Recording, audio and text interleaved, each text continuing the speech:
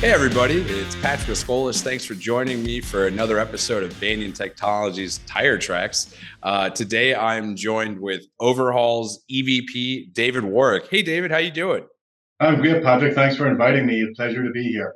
Hey, it's a pleasure to have you. Now, before we get too deep into anything, I notice you have an accent. It'd be hard not to. Where's that from? I imagine I can tell that it's not Mexico like Doc Contreras that I talked to recently. No, I'm originally from Belfast in Northern Ireland, Oh, but I've traveled the world and lived around a lot of different places. So my beautiful Northern Irish accent is sort of tempered over time, and that's probably a good thing. Otherwise, you may not understand me today, Patrick. I'd have a decent chance just because I have plenty of Southern Irish out of Mayo. Whenever I go over there, I can pick up pieces. But for the rest of us, I'm glad that you've domesticated a bit of that wild rogue you have there. So, yeah, as I like to do with everything, before we get into a little bit about Overhaul and what the organization is doing, let's talk about you. Everybody seems to have a different path and journey into logistics and supply chain, what have you. Where did yours start? How'd you get here? Oh, it's a pretty complex journey, to be honest, Patrick. I'm a manufacturing engineer by trade and a chartered engineer. Started off my very early career in Coca-Cola with one of the Oh, bottlers based in Belfast, high volume manufacturing. Then I had the opportunity to be a project engineer on the Hong Kong airport. So if you've ever flown through Hong Kong, that beautiful big airport that's on an island, well, I was one of the original engineers back in the mid 90s who built the island and then built the airport on top of it. no way. Um, yeah. So I spent a couple of years living out in Hong Kong.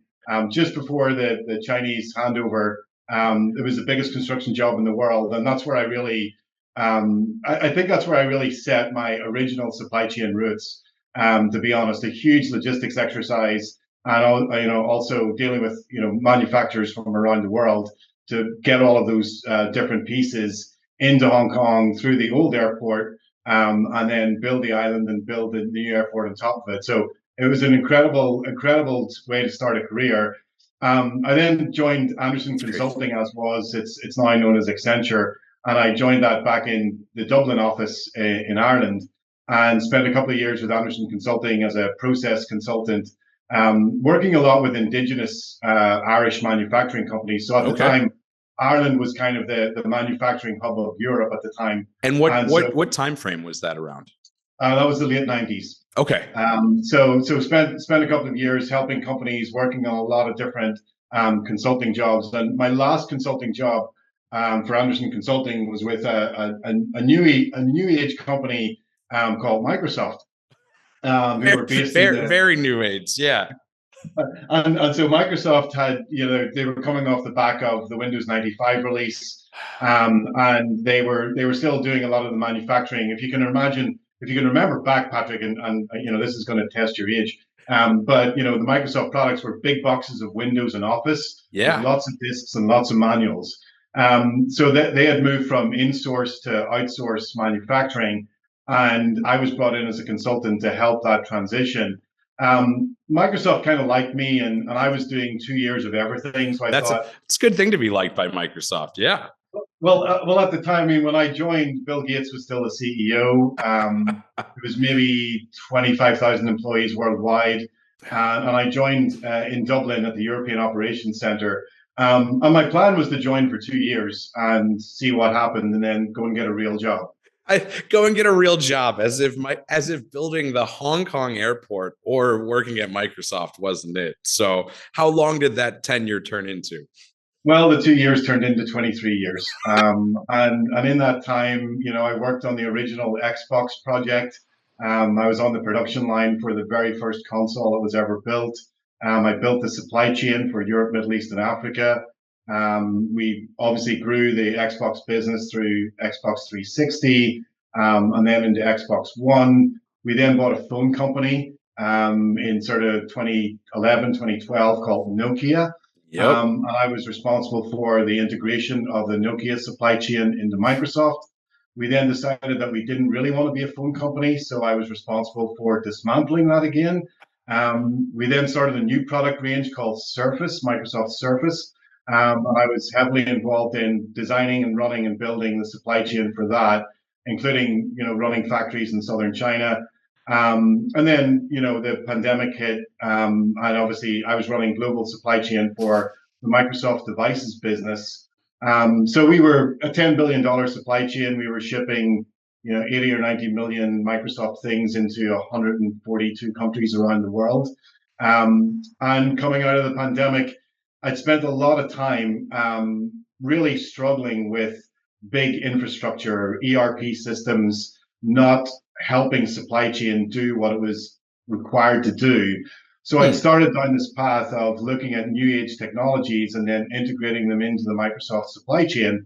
And Microsoft really liked this idea, and they gave me a title. It was Chief Supply Chains Technology Officer, with the responsibility of finding these next wave of technologies and bringing them in. So I spent a lot of time with private equity, with venture capital, and with the startup community, really understanding, the amount of investment going into supply chain was incredible. And so in 2022, after 23 years, I decided that I would retire. I'd spent enough time in corporate America, and enough was enough. And I was fascinated by this continued investment in supply chain. So I decided that I would go and explore this further and do the next level of my education, and understand how the money trail worked and how these early stage companies were able to create. And that's when I got a phone call, probably 3 days after my announced retirement. Barry Conlon, the CEO of Overhaul, called me and said, "Are you really retired, or do you want to do something?" And so we had a conversation over a couple of months, and then I joined Overhaul as executive vice president. And I do work with a lot of other early stage companies in the industry. I'm the chair of innovation for the Visibility Council, based out of Silicon Valley, bringing together, the Fortune 500, academia, investors, and early stage companies. I sit on a number of advisory boards helping young companies, and I work with the Plug and Play Technology Center out of, again, the Valley, just helping to groom those really early stage ideas and make them into something that's going to change the nature of supply chain. So I've kind of, Patrick, I've kind of evolved from a big practitioner in supply chain to being really focused on helping supply chain evolve and helping drive this industry forward. Yeah, you made a comment before the call that if anything came up, you've done enough supply chain throughout the years. If any question, if you didn't know the answer, then it'd be a really strange one, because you've kind of been everywhere, seen everything. And based on a little bit of that background, I would tend to believe you. Peeling back on a few of those levels, I want to thank you for things from my childhood, like the Halo 2 release that I actually worked at GameStop for, specifically so I could get a 360. I worked that midnight release, but I'm just going to put this out there. Halo 1 was the best one. I'm a purist, but it's okay. I won't hold that against you, because the 360 was a great console. But going back towards, where Overhaul and before that, so pure supply chain and getting things where they need to be, and then coming into what feels, or at least most of the people I talk to, are more on the straight logistics execution side. Is that something where you were working directly with in the past, or had you done a lot of delegation, and just as long as it got there, you were big picture planning? Were you down there at the execution level as well? So, I mean, as a leader, my philosophy has always been, I would never ask anybody to do something that I haven't tried or done myself. It's a damn good philosophy. And having that under, I spent my days on the warehouse floor. I spent my time, wrapping pallets at 4 o'clock in the morning to make sure that we got those big launches out. You'll see behind me my Halo 2 plaque and my Halo 3 plaque. I was responsible, I was the guy in charge to make sure that all of those copies got to all of those stores at the right time and the right place. So I've lived in the trenches, and as such, I spent a lot of time with carriers, with logistics providers, with brokers, with 3PLs, with 4PLs, not only as part of running, a very big supply chain, but also to understand what the pain points were. And I had a very much a hands-on philosophy of when there was a problem that was impacting our customers, I needed to understand it. I needed to be at the coal face to understand what we as a shipper could do to improve that. And we won, numerous years in Microsoft. We won Supplier of the Year from some of the biggest retailers in the world simply because of our approach. And our approach was this isn't we've handed it off, so it's not our problem anymore. It's still our name on the box, and Yep. so whatever we could do to become that supplier's best supplier was just foundational in terms of our attitude and our approach to supply chain. So that was something that was my own personal belief. It filtered in through my teams. We got excited about winning those customer awards, but we also got excited about changing the nature of supply chain and actually doing things the way they needed to be done. That's an awesome statement, and yeah, it's an impressive award, especially back then with the competition, and Microsoft still hadn't quite made itself the pillar in, at the very least, the gaming and the console industry that it is now. And I won't go too far into that world. I could talk about that for 2-3 hours, but it's not what anyone's here to listen to me about. That's more on the hobby side. But tell me about, and we'll get back in a little more of your role with it, but from the outside in, what is Overhaul? Yeah, give me a bit of a bio and what makes it unique, and we'll go into some questions I might have from there. So Overhaul is really about supply chain security and integrity.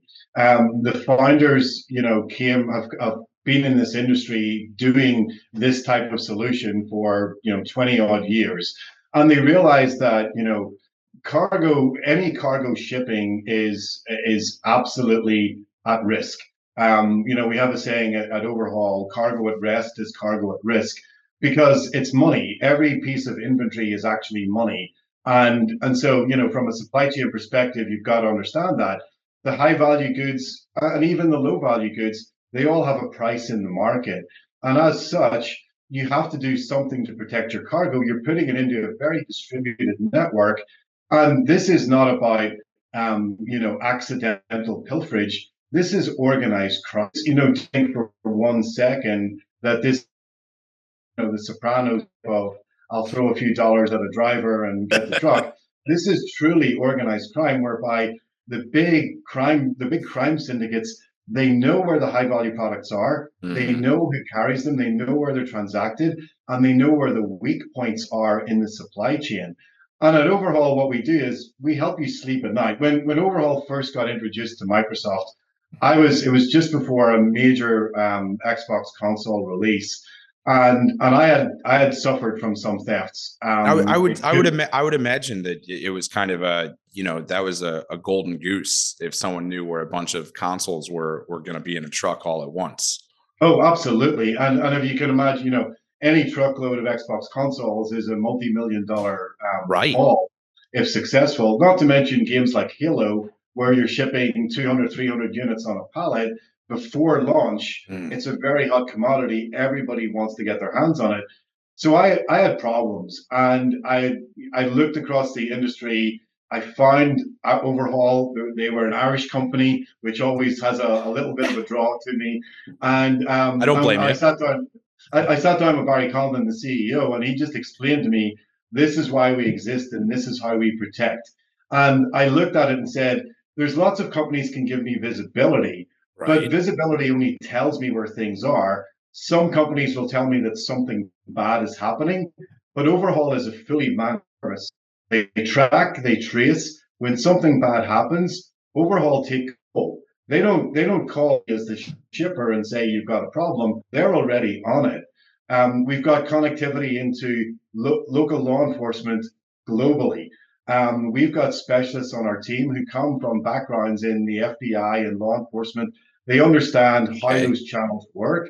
And local law enforcement relies actually on Overhaul because we have got our data is so good. We know the driver, we know the truck, we know where it came from, we know where it's going to.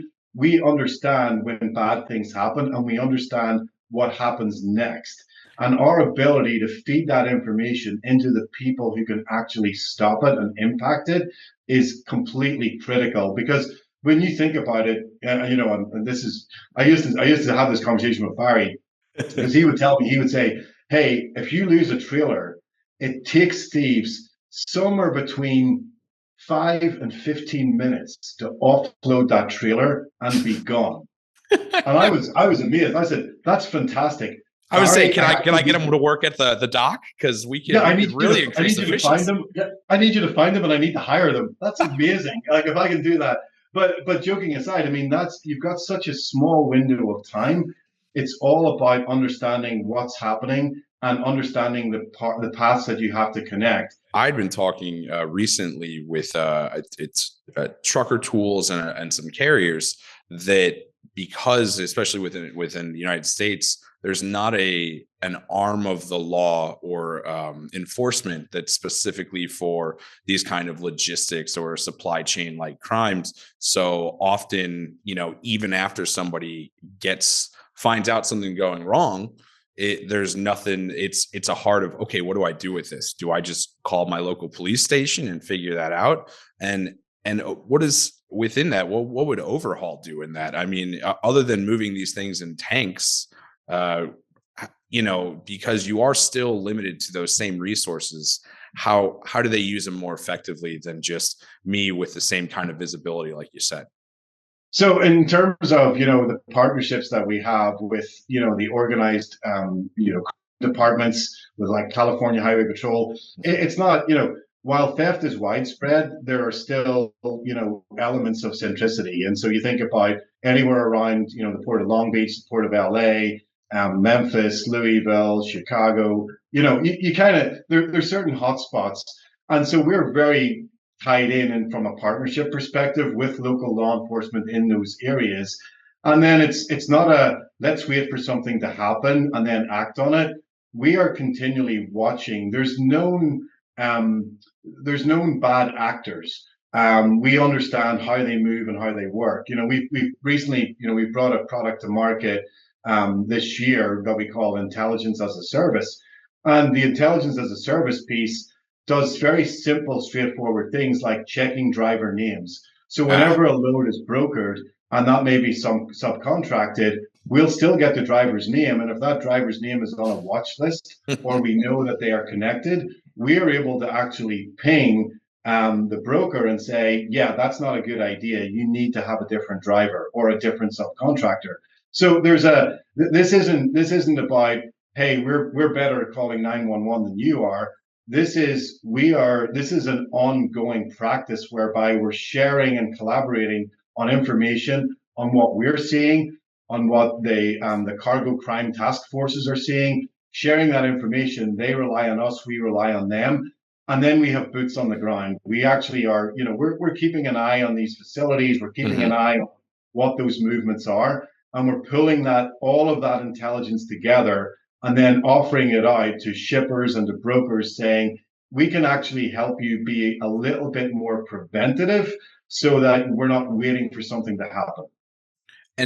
And what kind of steps do you take or do you recommend someone to take to be preventative? What are some of the, I guess, at-risk procedures that somebody could have? And where does technology play both in as kind of it could leave you open and really to really shore up some of those vulnerabilities? I mean, there's only so much you can do to prevent, right? Unfortunately, people are people. And, when there's a lot of high value cargo moving around, there's always going to be that inherent risk. However, sure. As a shipper, know your supply chain, know the people that you're actually using to transact your goods, and make sure that you have security protocols. So secure yards, driver check-ins, all of those good things, even in yard management. I mean, you've got to understand the sophistication that we're dealing with right now. In a recent case, without putting any names out there, a truck arrived at a yard, what looked like a supervisor with a clipboard and a high visibility vest branded, came to the driver of the truck and said, oh yeah, we just need you we're a little bit full right now. Can you just park 300 yards down the street and we'll call you when we're ready? The truck was gone within 10 minutes. And that was, and the driver was not aware. The driver thought he was following protocol. Yep. So, what we try to do is we make sure that we have a very set, a numerous set of procedures that happen on the checkout of the truck. Okay. We make sure that we have contact with the driver. All the phone numbers are up to date, everything else. We educate in terms of these are some of the things that you need to watch out for. We've actually, we've been in a position whereby we have been able to monitor certain distribution centers in high risk areas. And we've actually noticed some activity, cars following trucks out of the yard, that type of Really? thing. Okay. Oh, yeah. And then being able to alert the distribution center and say, we need to involve local law enforcement, and you might need to hold off on just for 24 hours while we get a better presence here. And we do that level of, we have that level of intelligence, and we're not shy about pushing that out there, Patrick, to be honest. So the preventative measures are follow the protocols, know your supply chain, and do everything you can to keep it safe. But then don't just assume that everything will be okay. Expect the worst. Yeah, and expecting the worst, and with a lot this being a topic more and more with the theft, the fraud, kind of a lot of these bad players in the space, is it feels like there's more now than there was, maybe 5 years ago. Is that true, or is this a perception I'm getting maybe from different media coverage, or now me being more involved in this industry and I just hear it more? The pandemic, to a certain extent, was an accelerant. So you had a lot of stalled inventory, and that led to Mm, opportunity. So, what we've seen is somewhere between a 200 to 300% increase in cargo theft, basically in the last Jeez. 4 to 5 years. And because it's now a target for organized crime, they realize the high value that's shipping around the country and the opportunity to move that in the secondary market. So it becomes a very different proposal, if you like. And Mm, so it is, yes, you're absolutely right. There's a heightened risk, and it's become a lot more structured and a lot more defined. And it's the sophistication. Again, it's to try and explain to people. It's kind of like, you know this is like the Fast and the Furious. that's Like, it's I crazy. was thinking about that when you explained it. I'm thinking about Vin Diesel sliding with the Civic under the truck here. I don't have a Civic, and I'm never going to do that, Patrick. But that is kind of, but We the all want level to. of Bluetooth jammers, wave signal jammers, the sophistication that the criminals have. They don't turn up opportunistically, with a hammer and say, let's see what we can do.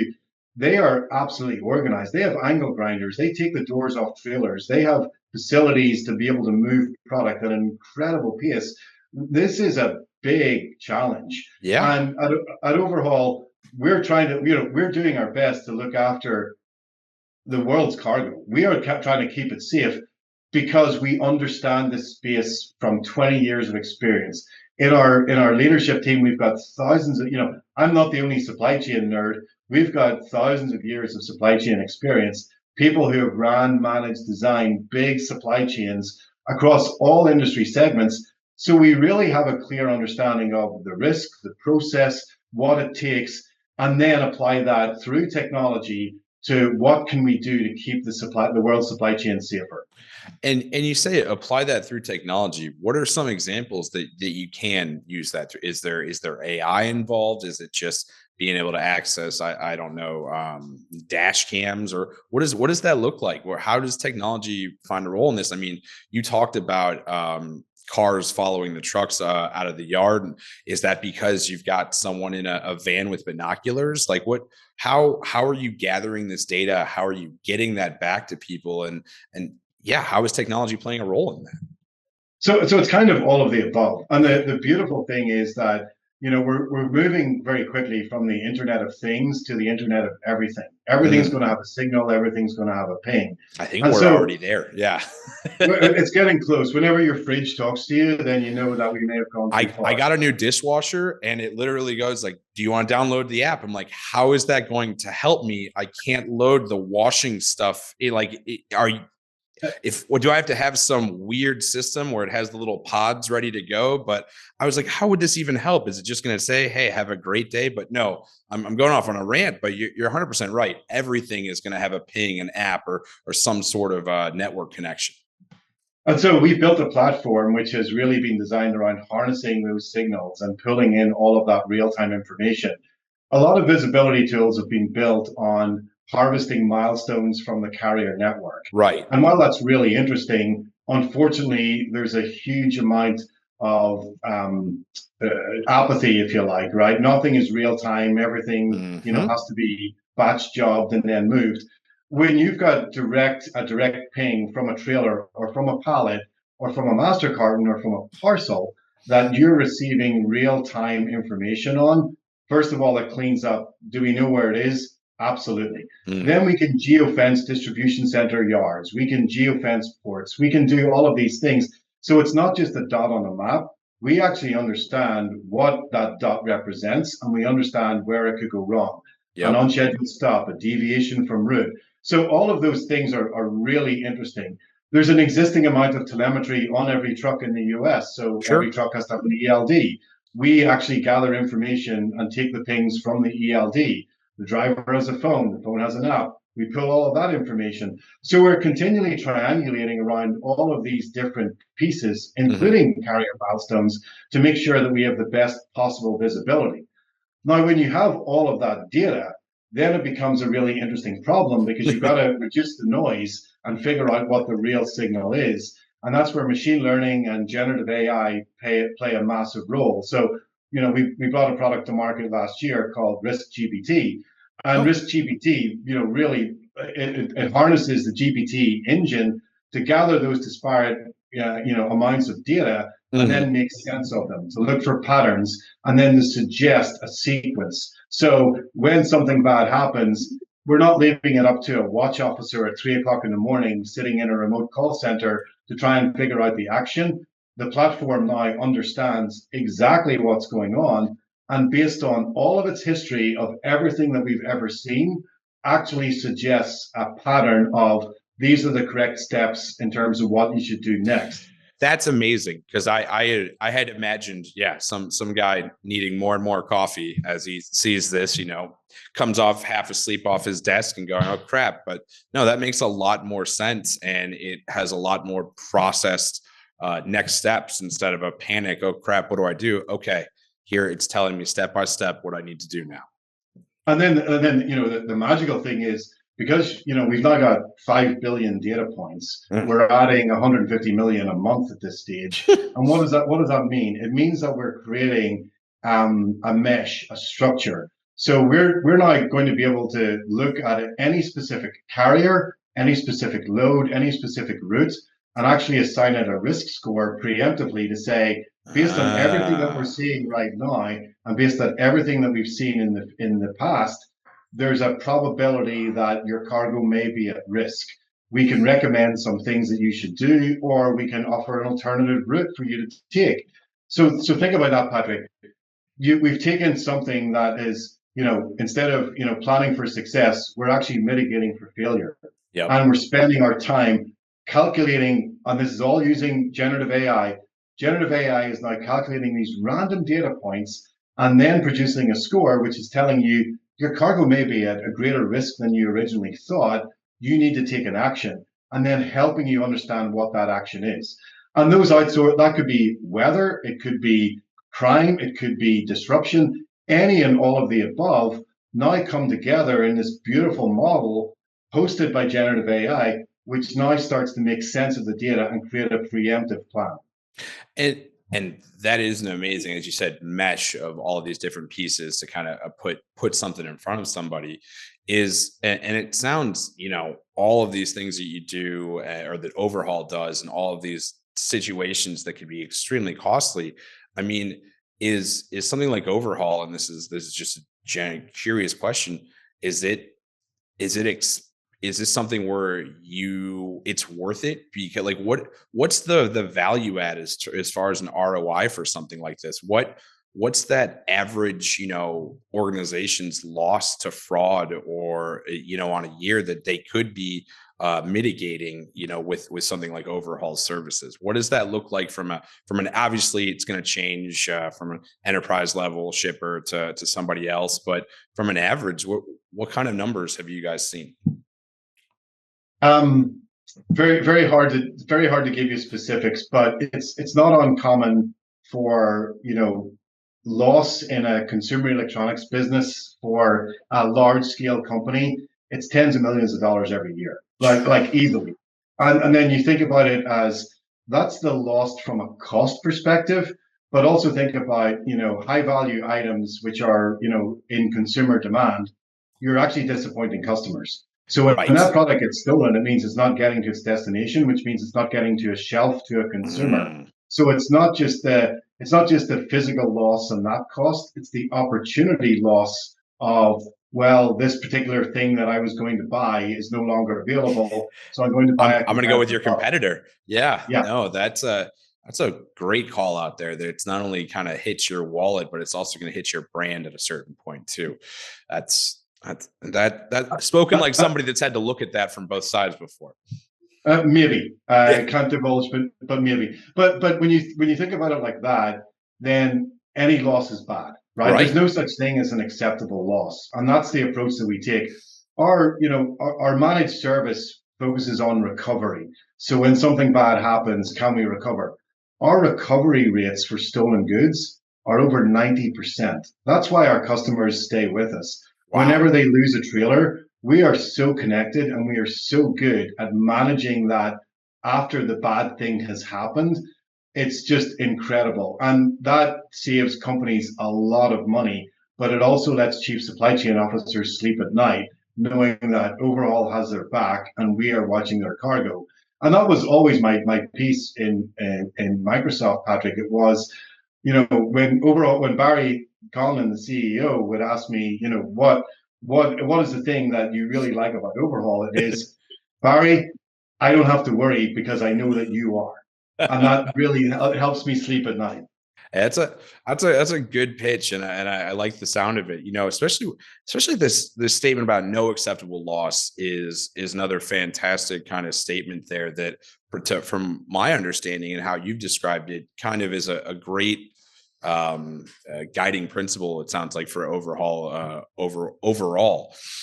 Now, within a lot of what we've talked about in the current values that you add, and some of the market issues and vulnerabilities, what does as a look towards from now into a little bit of the future? Get out your crystal ball and rub your beard. But what's coming over the horizon? Is there going to be more and more of this organized attempts at these at the high end electronic, or like you said, any shipments at all? Or is our services like Overhaul and and some of the technology pieces going to help us prevent more of that? How do you see within this space how the future looks for supply chain within that regard of safety or loss prevention? It's going to be a beautiful dichotomy of organized crime are going to get more sophisticated. The fact that it's so easy to move goods right now. As you and I have experienced the growth of the personal shopping experience and your ability to use eBay and countless other platforms to buy those goods. Yeah. Well, that wasn't available 20 years ago. It was much harder to move stolen goods. It's not that Uh, difficult anymore. So the ability to sell in that secondary market means that inventory now really has turned into cash, and that cash conversion is really simple. I don't need a fence. I just need a few unique eBay vendors to put all my stuff through. Okay, that's a great point. And so therefore the movement of inventory and turning it into cash has become much easier. Hmm. That means that the supply chain is seeing an even more heightened risk. So what's going to happen from a security perspective? Devices are going to get smarter. they're going to have more information to help that prevention. We were always concerned about the ability to typically there would be a light sensor inside a trailer, Yeah. and when you open that back door, the light sensor would activate and say, "Oh, the back door is opened." But if you're parked at a truck stop in Arizona and it's the middle of the night, you don't when you open that back door, it doesn't generate any light or Yeah. not recognizable. So we actually we That's a fact. worked and patented a device this year called the intelligent door seal, which is actually an optical cable as part of the door seal on the back of the trailer. And so if the trailer doors are opened in any way, it breaks the seal and obviously creates an alert. So That's it's awesome. like moving technology, and cameras are going to get more sophisticated, drones are going to get more sophisticated, there's going to be more sensors on everything. It's an exciting time for the industry in terms of supply chain needs to be more connected anyway. Yeah. We are pushing that agenda with our hardware suppliers in terms of creating those next generation devices, but it's not just about security, it's about visibility, it's about democratizing inventory because you're going to know exactly where it is. While we're focused on security as the way forward, security is actually going to be the catalyst, which may in fact end up changing and moving supply chain a huge step forward by opening up that true inventory. Where is my unit? Why is a truck not Yeah. a distribution center? There's a lot of things that supply chain needs to evolve on, and security and the work that we're doing at Overhaul may actually be the foundational blocks of getting to that next stage, which just, excites me from an industry perspective because I spend so much time trying to move the industry forward in my other work. And this is the type of thing that I know sometimes the solution to a problem actually is an opportunity for a multitude of other issues. And I feel like we're at that point of inflection, Patrick. Oh, and it's a great reflection there that, all of these steps you're taking to make things more secure is really just going to like you said, give a better end product for knowing exactly where everything is, just for the sake of supply chains, not necessarily for security, but as a tertiary benefit. I, and David, thank you so much for a lot of this information. As me thinking of different ideas and opportunities and challenges that I wouldn't have thought of at the supply chain level. But as we kind of draw near, and like I said, if I could, I'd talk to you more on the whole Microsoft gaming thing for another 2-3 hours. But instead of that, as we kind of draw to a close, one thing I've always done with everybody I talk to is kind of hand over my soapbox. Here's the platform. What's one thing you want people to take away from this, whether that's from David Warrick, whether that's from Overhaul, or and in any case, this is your message to, as I always joke, my 13 or 14 people that'll watch and view this. But here's your soapbox. Oh, Patrick, that's really dangerous for me. That soapbox alone could last 6 or 7 hours. I think. Look, first of all, thank you very much for the discussion. Great questions. And any time that you want to talk the history of Xbox, I was there for every part of it, Patrick. So I would happily share those war stories. We had a lot of fun, and it was an amazing time. The thing that I would really tell people is supply chain security is a real challenge. It's a real problem. The supply chains that we have designed over time are fragile, and they're fragile not just in terms of their construct, but also in terms of every part of them. I think organized crime have found a weak spot. They find a chink in the armor, and they're more than happy to leverage that. And so as you go forward, Overhaul we are passionate about securing your cargo. And it's kind of fun to be in a company that we worry about everybody else's problems. But I kind of like doing that. We use the latest technology, we use the latest devices, and we really want your cargo to reach its intended destination in a safe and responsible way. And we want you to be able to continue to delight your customers. With that said, don't be complacent about this. This is a hard-hitting topic. We are very much focused on helping across industry and driving security further into the supply chain. We are only happy whenever nothing happens, whenever there's no crime, whenever there's no event. A boring shipment is a great shipment. Exactly, that's exactly it. But we are actually really good at making those shipments boring. So boring works. Let us be your boring partner. Hey, I like that, and that's a great way to pull it through. Anyone watching that has more interest, please, and here's one for you, David. Someone who hears this and thinks that Overhaul might be a good partner or wants to learn more, where would they go to figure out how they can get Overhaul to help them and live that no acceptable loss and boring shipments type lifestyle? Oh, perfectly simple. We're over-haul.com, so please visit us there. Or just connect with me on LinkedIn. I'm more than happy to talk to people about supply chain. As you may have guessed, supply chain is my passion. It is my life. It is what I do. He hates talking about it. I love connecting with everybody else in the industry because the answers are out there, and sometimes those connected tissues help us find the way forward. So please, over-haul.com, or just connect with me on LinkedIn. I'm more than happy to have a conversation. Hey, you make it simple there too. So, David, thank you so much for your time. At this time, if you like what you see, like, comment, subscribe. Would like to hear what you think about any of this. But also, the Banyan Connect Conference 24 is coming to tropical downtown Cleveland, hot Atlanta, and Las Vegas at the end of September and bits in October. Would love to see David. Would love to see you at some of them, and would love to see any of my listeners there to hear about some of Banyan's offerings, some of our partners like Overhaul, and as well as some of our other items coming around the bend. David, thank you so much for your time. It was great meeting you. And I'm going to take you up on the 2 or 3 hours about Halo and Microsoft and Xbox. This is the most excited I've been leaving one of these because no one talks to me about video games enough on these podcasts. So I get an opportunity now. Thank you, David. Appreciate all your time today. Thanks, Patrick. Hey, have a great one.